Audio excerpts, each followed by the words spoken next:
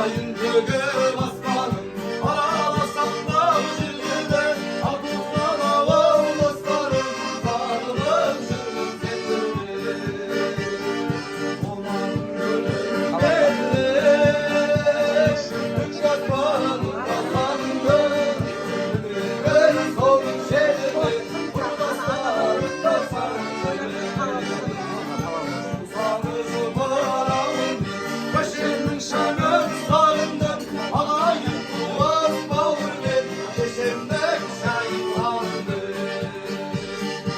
Usanızı bağlamın, başımın şanı sarındım, ağayım kuvaz bağır ver, çeşemden şahit alındı.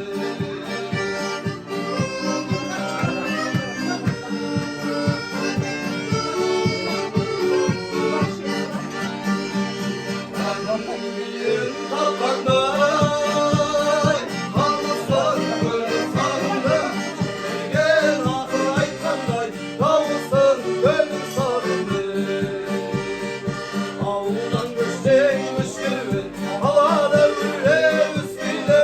Avlanadan düşkünde, adamdan avulmuş biri. Susamızı paravundet, köşenin şanı sarındım. Ağayın kuvvet bağır ver, çeşemden şahin